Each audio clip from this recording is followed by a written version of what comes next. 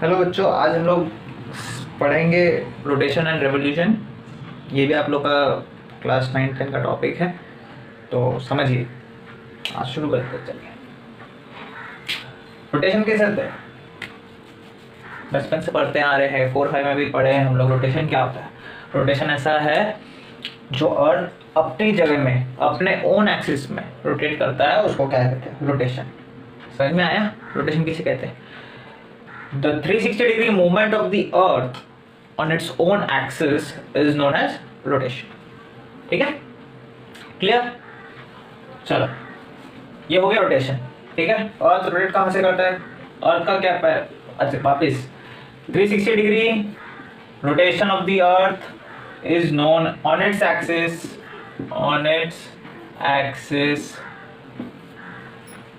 Is known as rotation.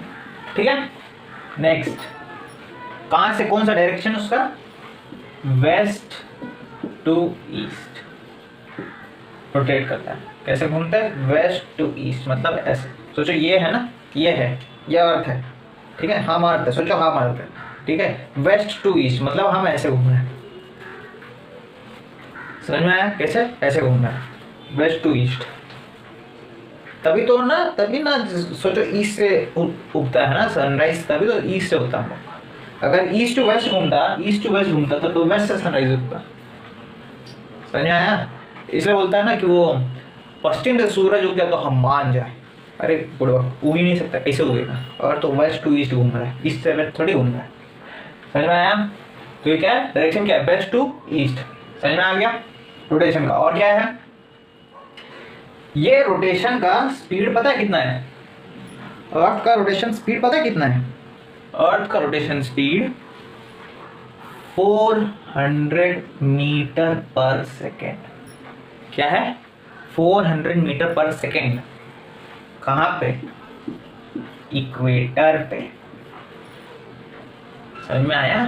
कितना है? Equator पे 400 मीटर पर सेकेंड। इतना पूछ रहे नहीं, आपकी जानकारी में नॉलेज बहुत अच्छा होता है, इसलिए वो खाली जानकारी की। अगर पूछ भी लिया एक्स्ट्रा मार्क्स के लिए आप लिख भी सकते हैं, सब एक्स्ट्रा मार्क्स मिल जाएगा आप लोग को। ठीक है? तो अर्थ का स्पीड क्या है? 400 मीटर पर सेकेंड इक्वेटर पे। ठीक है? ओके, रोटेशन से क्या होता है पता है? रोटेशन से देखो, 2-4 चीज है रोटेशन से होता है। पहला बात, सूरज जो है वो कहाँ से उगता है? ईस्ट से उगता है। और कहाँ डूबता है जाके? वेस्ट में। ठीक है? कहाँ से उगता है? ईस्ट से उगता है, वेस्ट में डूबता है। पहला ये होता है इफेक्ट। दूसरा इफेक्ट क्या होता है? दिन रात होता है। क्या होता है? दिन रात होता है। ठीक है? अच्छा, तीसरा क्या होता है? तीसरा होता है एक तो कोरियोलिस इफेक्ट। क्या होता है? Coriolis effect. ये मेन है। ये क्या होता है अभी हम लोग समझेंगे। चलो,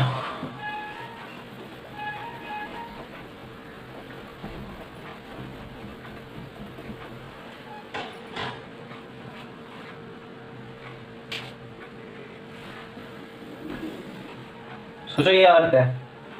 ठीक है? ये इक्वेटर,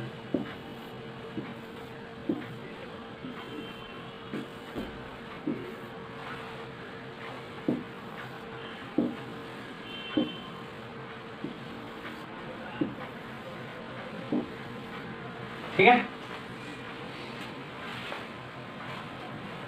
यहाँ पे ना इक्वेटर पे सोचो, अगर अर्थ घूमना बंद कर दे तो क्या होगा?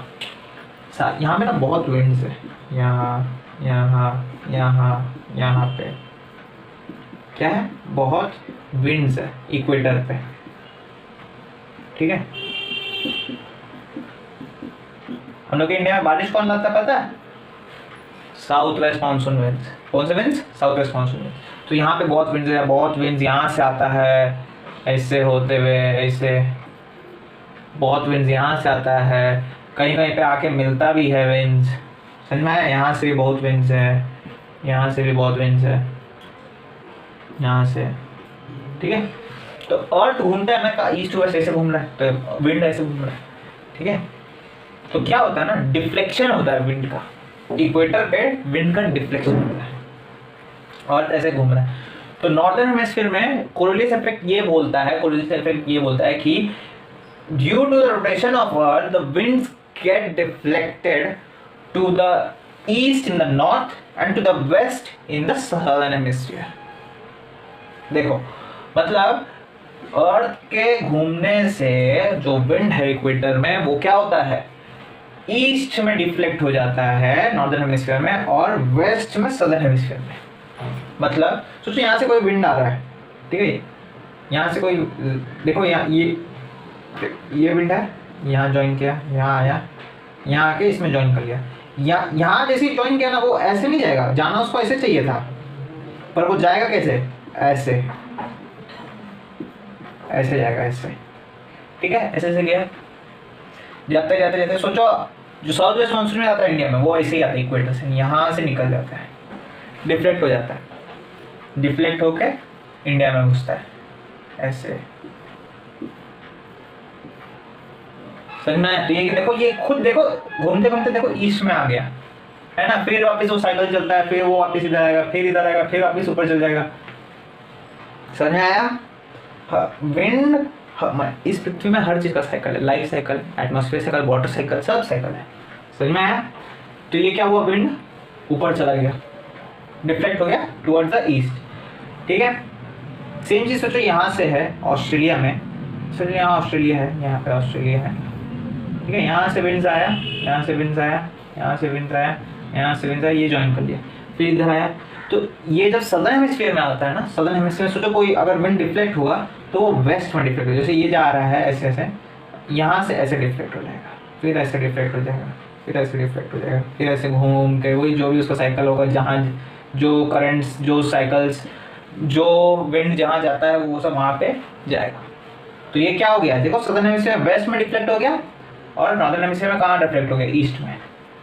तो यही है कोरियोलिस इफेक्ट। कोरियोलिस इफेक्ट यही है कि due to the earth's rotation the winds get deflected in the east in the northern hemisphere and in the west in southern hemisphere.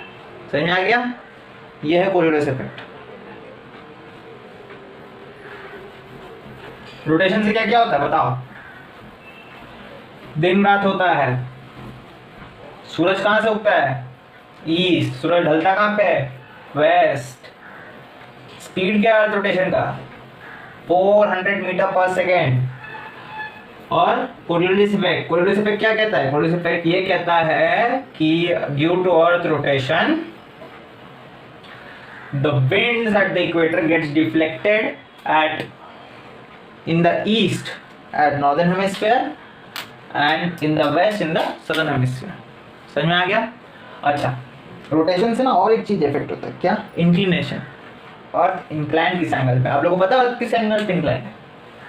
अर्थ जो इंक्लाइंड है वो है 23.5 डिग्री पे इंक्लाइंड है।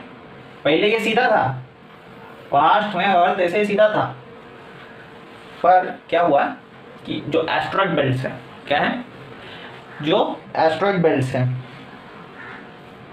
मार्स और जुपिटर के बीच में एस्ट्रॉइड बेल्ट्स है, वहाँ से बहुत सारा एस्ट्रॉइड हमला हुआ, मतलब हमला मतलब क्या, गिर गया, अर्थ पे गिरा।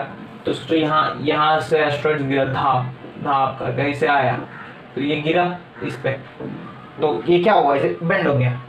अगर आपके पीछे कोई भारी चीज रख देगा तो आप ऐसे झुक के चलेंगे, फिर उसके बाद और कुछ गिरा, और गिरा इस पे, और गिरा, तो ये और झुक गया, ऐसे करके और झुकते गया और अभी इसका इंक्लिनेशन 23.5 डिग्री। तो पहले क्या होता था ना, पहले अर्थ पे हर घंटे माने अर्थ का दिन और रात दोनों इक्वल आवर्स का होता था, मतलब 12 घंटा दिन 12 घंटा रात, ठीक है। और धीरे धीरे जब ये एस्ट्रॉइड बेल्ट से जो एस्ट्रॉइड, मीटियोर्स, ये सब जो गिरने लगा अर्थ पे, तो इसका इंक्लिनेशन क्या हो गया, 23.5 डिग्री पे हो गया इंक्लिनेशन। तो अब क्या होता है, कहीं पे दिन ज़्यादा, दिन बड़ा होता है, फिर दिन छोटा होता है। समझ में आया? क्या होता है, दिन छोटा होता है, रात बड़ा होता है। कभी क्या होता है, दिन बड़ा होता है, रात छोटा होता है। समझ में आया? 6 घंटा दिन हो गया, 12 घंटा रात, ऐसे होता है ना, मतलब वही 12 घंटा दिन, 6 घंटा रात, बहुत समय होता है ऐसा। विंटर में क्या होता है, रात बड़ा होता है ना, जल्दी हो जाता है, शाम को देखिएगा 4-5 बजे से अंधेरा होना चालू, गर्मी में 7 बजे अंधेरा होता है। यही है, समझ में आया? अच्छा, अब हम पढ़ते हैं सॉल्स्टिस, इक्विनॉक्स, ये सब कब कब है, कब आता है। ठीक है, solstice 23.5 degree north, 23.5 degree south, equinox. ठीक है, अच्छा पहले रेवोल्यूशन कर लो, उसके बाद ये समझना, क्योंकि ये इसे समझ में आया नहीं तुम लोग को। देखो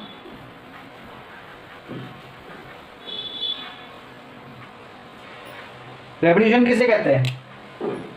the 360 degree movement of the earth around the sun is known as rotation. सोचो ये सन है, ठीक है, क्या है? सन। ये क्या है? अर्थ। ठीक है, ये इंक्लाइंड है, इंक्लाइंड है, इंक्लाइंड है, इंक्लाइंड है। ठीक है, चलो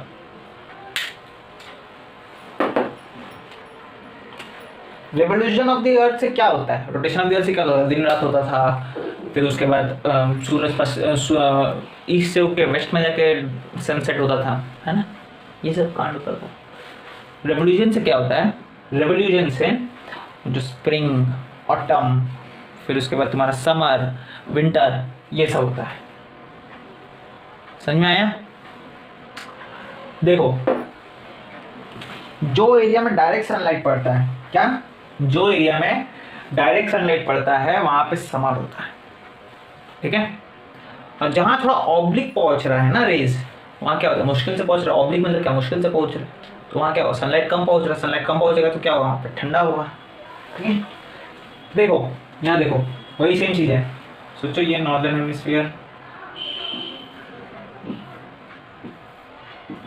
ठीक है, सन रेज आ रहा है डायरेक्ट, यहाँ से ऑब्लिक होना चालू हुआ, यहाँ से ऑब्लिक होना चालू हुआ। ठीक है, देखो ये कौन, ये बता सकते हो क्या मानसून चल रहा होगा अर्थ में अभी?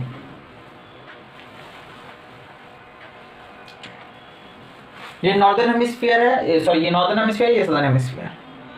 ठीक है, अर्थ का डायरेक्ट रेस पड़ रहा है नॉर्दर्न हेमिस्फीयर में, सदर्न हेमिस्फीयर में ऑब्लिक हो जा रहा है ना। तो नॉर्दर्न हेमिस्फीयर में क्या चल रहा होगा? देखो नॉर्दर्न हेमिस्फीयर, ये नॉर्दर्न हेमिस्फीयर, ये तो आप लोगों को पता ही है। यहाँ इधर रात हो रहा है, इधर दिन हो रहा है, क्योंकि ये सन को फेस कर रहा है ना। इधर डे हो रहा है, इधर नाइट हो रहा है, इधर डे हो रहा है। ठीक है, मौसम क्या चल रहा है ये बताओ? सीजन कौन सा चल रहा होगा इधर? समर। बोलो क्यों? देखो नॉर्दर्न हेमिस्फीयर में समर चल रहा होगा और सदर्न हेमिस्फीयर में विंटर चल रहा होगा। बताते हैं कैसे। देखो नॉर्दर्न हेमिस्फीयर इक्वेटर में देखो डायरेक्ट सन रेज जा रहा है ना, जा रहा है ना। तो यहाँ क्या होगा? क्या होगा यहाँ पे? समर। सदर्न हेमिस्फीयर में देखो थोड़ा ऑब्लिक हो गया, तो यहाँ क्या होगा? धूप यहाँ भी होगा, धूप वहां भी होगा, पर इधर समर है, इधर विंटर है। इसीलिए ऑस्ट्रेलिया में जब हम लोग के नॉर्दर्न हेमिस्फीयर में जब पूरी दुनिया में विंटर चलता रहता है, तब ऑस्ट्रेलिया में समर चलता है। और जो भी कंट्रीज सदर्न हेमिस्फीयर में है उनका ऐसे ही है। समझ में आया? तो जहाँ ऑब्लिक, इसलिए तो बोलते हैं ना नॉर्थ पोल और साउथ पोल में क्या होता है? नॉर्थ पोल साउथ पोल में 6 महीना धूप रहता है, 6 महीना धूप नहीं रहता है। यही कारण है ना। समझ में आया? मतलब विंटर, सोचो अभी ये नॉर्थ पोल है, तो अभी यहाँ पे समर चल रहा है, इसके यहाँ धूप है। ठीक है, सेम आ जाए इसका ऑपोजिट कंडीशन यहाँ पे। ठीक है, सोचो ये हो गया तुम्हारा, ये लो, ठीक है, इधर रात है, इधर दिन है। ठीक, देखो पहुंच रहा है सनराइज डायरेक्ट, देखो डायरेक्ट कहाँ पहुंच रहा है और ऑब्लिक कहाँ पहुंच रहा है। समझ में आया? सदर्न हेमिस्फीयर में क्या चल रहा है? Direct sunrise.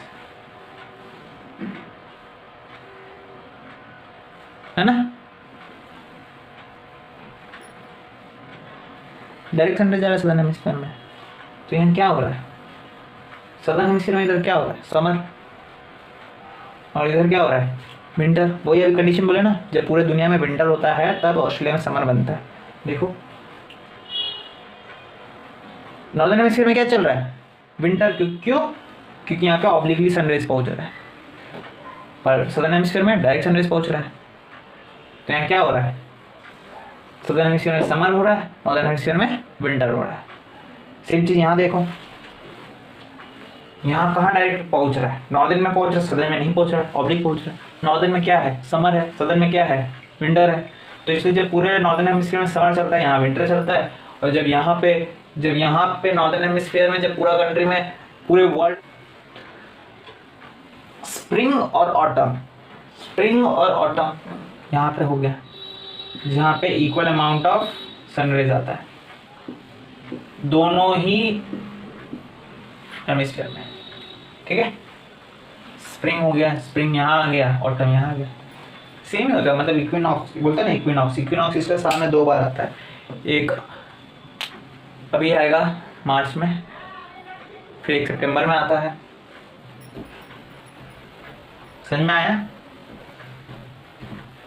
समर सोल्स्टिस बोलते हैं ना, समर सोल्स्टिस किस लिए बोलते हैं, समर सोल्स्टिस मतलब उस दिन सबसे बड़ा दिन होता है, और उस दिन सन का डायरेक्ट रेज पड़ता है कहाँ पे, ट्रॉपिक ऑफ कैंसर में। समझ में आया? विंटर सोल्स्टिस बोलते हैं, वो कब आता है, 23 दिसंबर। तो उस दिन क्या है, 23 दिसंबर सबसे बड़ा रात होता है। उस दिन डायरेक्ट सनराइज कहाँ पड़ता है, ट्रॉपिक ऑफ कैप्रिकॉर्न में। समझ में आया ना? 23 जून समर सॉल्स्टिस, 23 दिसंबर हो गया तुम्हारा ये विंटर सॉल्स्टिस। इक्विनॉक्स आता है मार्च में और सितंबर में, ठीक है, यही है। अच्छा, रोटेशन रेवोल्यूशन समझ में आ गया, रोटेशन से क्या क्या होता है क्या नहीं होता है। चलो रिवीजन करते हैं एक तो, ठीक है। रोटेशन का डायरेक्शन बताओ, वेस्ट टू ईस्ट। क्या क्या होता है रोटेशन से? रोटेशन से होता है दिन रात, सूरज पूरब से उगता है, पश्चिम में जाके सेट होता है, ईस्ट से उगता है, वेस्ट में जाता है, ठीक है। उसका इफेक्ट क्या है, कोलिड्रिस इफेक्ट। क्या होता है, विंड्स डिफ्लेक्ट होता है। नॉर्दर्न हेमिस्फीयर में कौन से साइड में, ईस्ट में। सदर्न हेमिस्फीयर में वेस्ट साइड में, सॉरी। समझ में आया? अच्छा, और दिन रात का फिनोमेना आता है। रेवोल्यूशन में कौन सा फिनोमेना, विंटर, स्प्रिंग, ऑटम, ये सब होता है रेवोल्यूशन से। रोटेशन से क्या होता है, डे नाइट होता है। समझ में आया? यही चीज़ है। अच्छा, रोटेशन स्पीड ऑफ अर्थ कितना है, 400 मीटर पर सेकेंड। कहाँ पे, इक्वेटर पे, ठीक है। यही सब चीज़ है। चलो, आज का टॉपिक यही था।